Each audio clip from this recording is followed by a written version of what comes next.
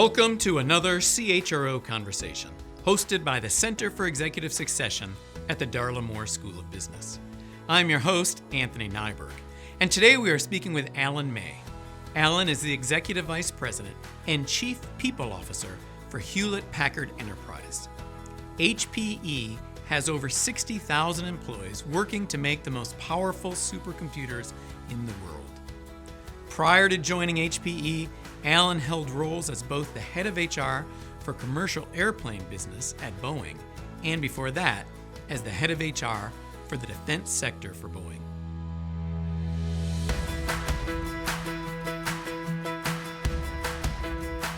Alan, it is really fabulous to have you back on campus. Thank you for coming back. It's a delight to be here, Anthony.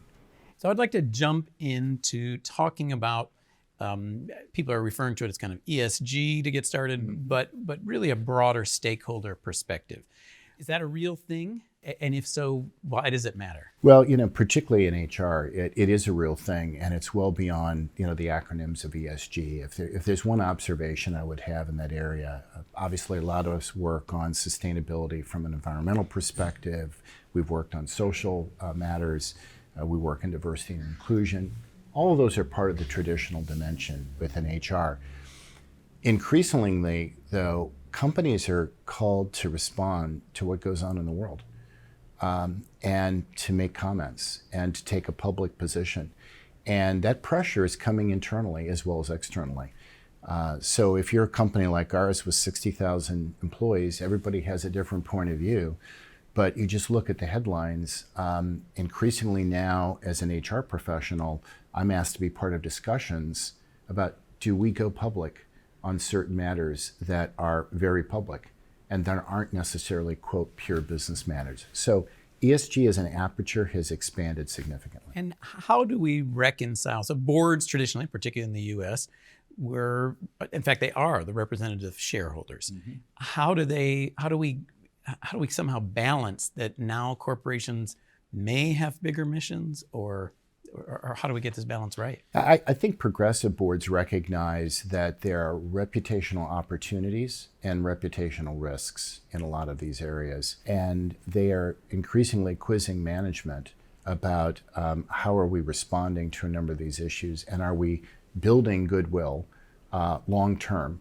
I don't mean that from an accounting perspective, but from a marketing or PR perspective. Are you building goodwill with your constituents, your customers, your shareholders, your employees on issues of the day, or are you potentially going the other direction? But silence is no longer an option. And boards, and certainly our boards, ask us about this quite a bit. We actually have a council internally that we pull together on an ad hoc basis when certain things happen in the world, and we say, how does this affect our business strategy, our employees, our shareholders, and if so, what should we say, if anything? And I know HP has a long storied history of doing more for the community and having this bigger perspective, but do we think it's sustainable in the sense of, for a while, boards, or very recently, I would say, organizations and boards have started to say, yeah, we do care more about these broader stakeholder perspective. But as the economy tightens up a little bit, or as share prices don't move as much, is there staying power there? Like, are we making some kind of transformation in society? Well, it's a good question. I can't answer it broadly, but certainly there are many companies out there who suspect that the desire for, whether it's ESG type of reporting or metrics, is in fact a transitory thing. And that as we go to tighter economic times, investors will care less. In a pure short-term sense, I can't say that, buy and sell side analysts on Wall Street are riveted with these things. But again, I think a progressive board that is looking, as a director, they need to, at the long-term viability of the firm, is interested in these, and not just simply a few showcase metrics, but what truly are we doing around environment, around society. So that there's actually an argument, even a financial argument, for the long-term viability of the organization to do these other things. Absolutely. And we'll do what we can to make a difference on a lot of these issues. But if we're doing nothing, that's not the right place to be. And I heard you talking to the students about talent differentiation, would be how I would describe it. So Can you say a little bit about how you think about investing in talent and how that needs to be tied to the organization's strategy? Yeah. Well, when it comes down to it, you do need to make differential investments. I think there's a truism sometimes with HR folks, even other business leaders, that you have to do the same thing for everybody within a firm. And no firm has those resources. What we've tried to do is differentiate our investments. Now, there's a surface level of investments you take in all of your employees.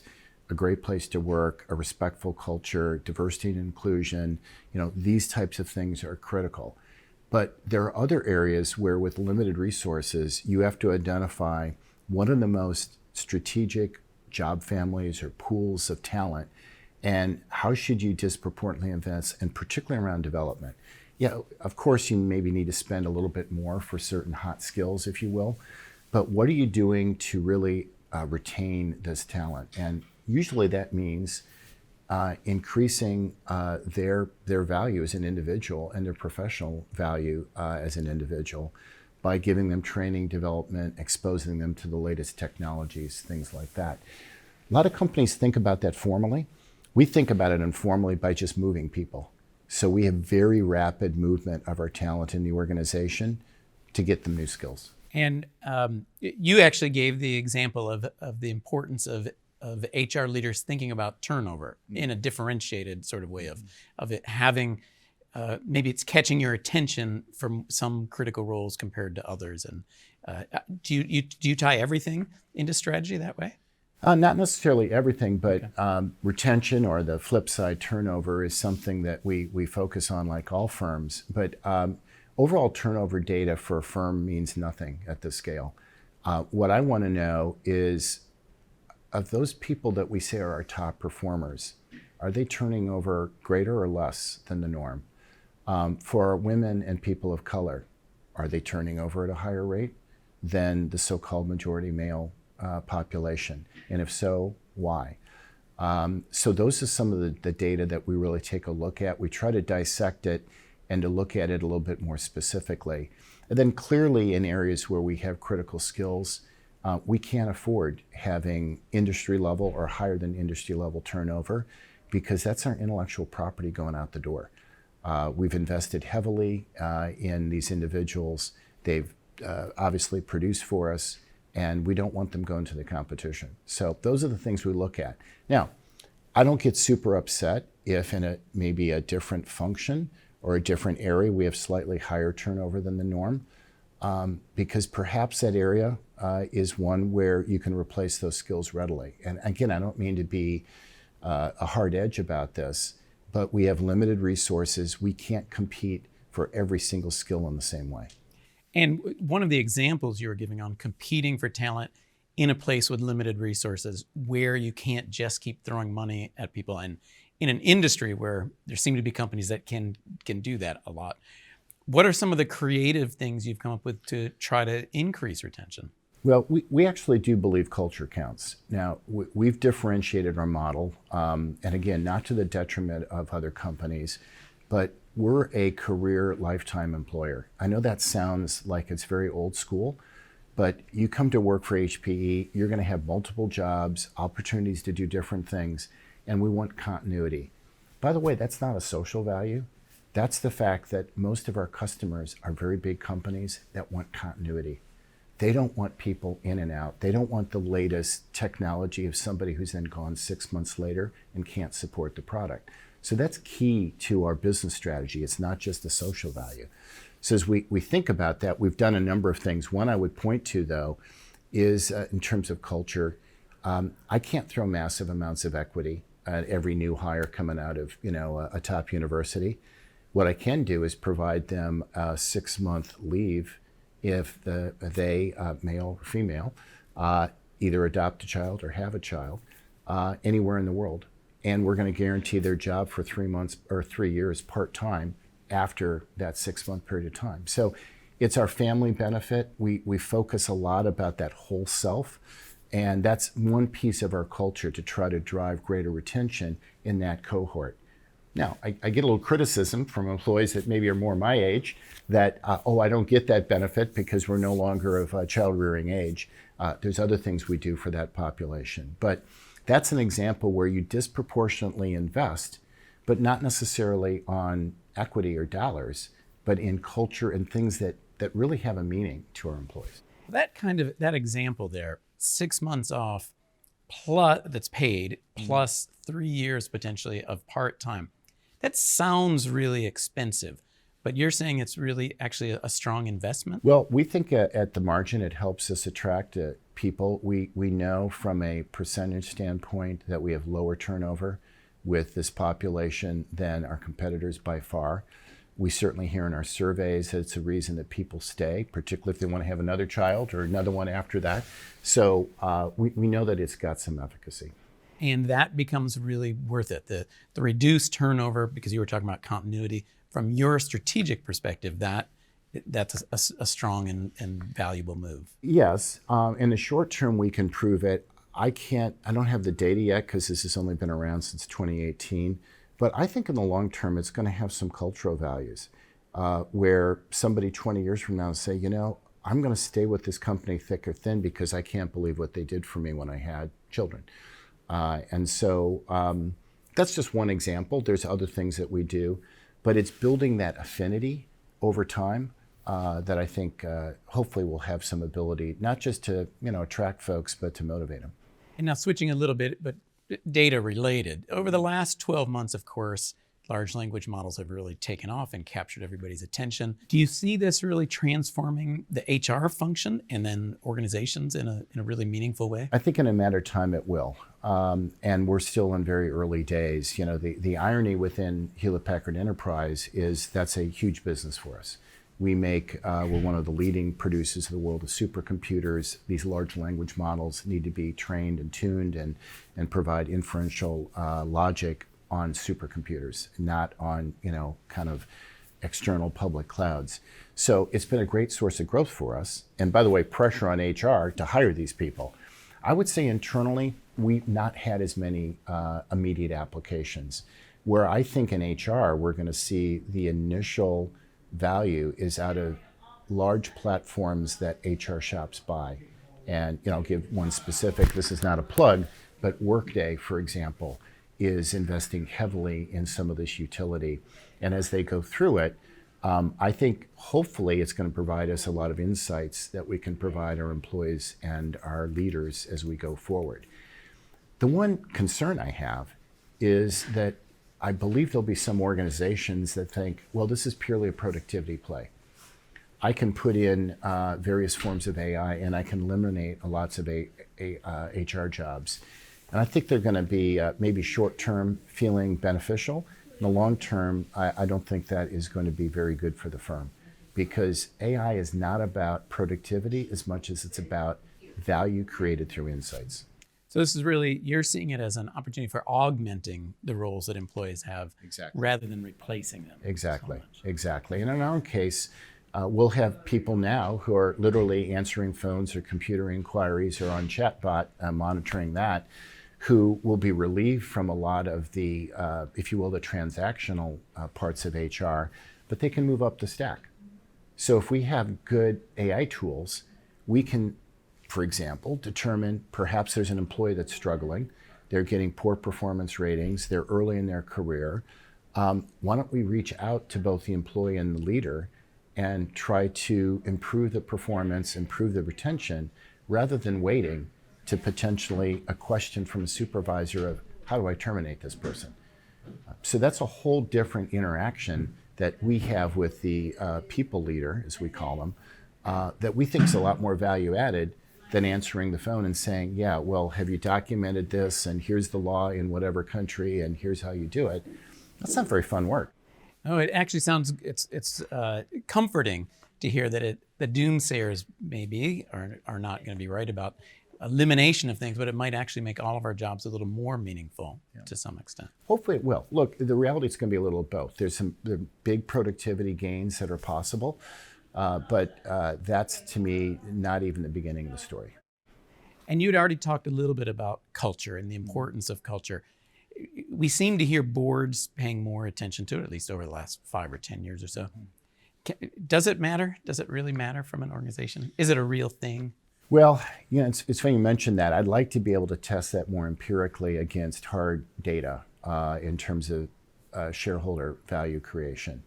Anecdotally, we can all point to examples of companies that we believe have strong cultures and also have very strong financial performance. I do believe that it does ultimately drive performance, but only if it's genuine and persistent. One of the traps that we get into, not just in HR, but I think a number of CEOs, is, quote, redefining the culture every other year. No persistence. Or, worse yet, throwing out words that actually have no meaning or that are contradicted by policies or decisions. So I think when done right, when done in a thoughtful way that is constantly reinforced in an organization and is genuine, I do believe it creates value. I think we can demonstrate that at Hewlett Packard Enterprise. So it actually sounds like, if done well, as you're saying, that it can really drive value. If done poorly, it might actually harm the organization or at least the spirit within it. Yeah, I think we've seen a number of examples of so-called toxic cultures, and in some cases they've performed optically very well financially in the short term, but then we've read about the crash. And yeah, the crash is typically defined in financial terms. I see the crash in human terms. And as we occasionally hire people from companies that perhaps have not had a strong culture, they feel very, very fortunate to be in a company that's much more oriented to, an employee-centric type of view. Still performs. There's still the pressure to perform, but is not, disrespectful. And you spent a little bit of time this morning talking to the students about the role of HR in mergers and acquisitions in particular. Mm-hmm. And can you share a little bit about should HR be involved in on the pre-work side as well as the actual integration? Sooner the better, and particularly given the nature of what acquisitions are, at least in the industry that I'm in right now, you're really buying people. And that's not a cliche. Yes, you're buying patents. Yes, you get software. Yes, you're getting intellectual property that has a noted value on the balance sheet. And that's the economic equation of what you're paying and the premium that you pay. But realistically, if you don't have those people 2, 3, 4 years down the road, you can't sustain the enterprise. And it's particularly true in things like software and software development, where these are not static products. These are products that are being refreshed and improved daily. So we spent a lot of time, as best we can pre-acquisition, but particularly post-acquisition, immediately connecting individually on a very personal basis with every employee within the acquired company. We have that luxury because most of these companies are relatively small in terms of their headcount. But I think it's critical. And what we try to do is retain at least 3/4 of that talent 3 to 4 years down the road. And so far, we've been able to do that. And that's an area that HR can really help in as you think about it. Hugely. And part of it is the cultural piece. Part of it is just helping new employees navigate now coming into a massive company that does things differently. And that's a role that we have. And it's not a cheerleader role. It's not going in there and just kind of rah-rahing things. It's more around individualizing for each one of those employees what opportunities you have now that you're working for a $30 billion firm as opposed to a $30 million firm. And there are advantages in those kind of environments. And one of the things you were talking about you gave a statistic actually about the different generations. I think you have 4 working at HP, if I caught that right. 4 times, right. So what are some of the interesting challenges, or how do you navigate 4 different generations of talent within one organization? Yeah, I can't say that, unlike other firms, I can't say that we've been really cognizant of doing a lot of intergenerational training, if you will. We've done a little bit of it. But what we've tried to do is ensure that we pair up our more senior experienced employees with some of our newer employees that come into the organization through our employee resource groups in particular. And we have a pretty strong new employer, new career group, which, by the way, it's not age defined. You could be a new employee coming in, in your 40s or 50s or whatever. I actually don't believe that there are huge differences in expectations across generations. I think there's certain truisms. If you treat people with respect, if you compensate them fairly, and if you give them challenging work, as long as they have a good boss, they'll stay and they'll be happy. And so if you can do those four things, there's shades of difference across generations about other preferences. Those are the core things that always count. Alan, again, I just want to thank you for coming down here. It was the students, I know, were thrilled to have you, and I love talking to you. You just listened to another CHRO conversation. Today, Alan May of Hewlett Packard Enterprise shared his views regarding how HR drives business success.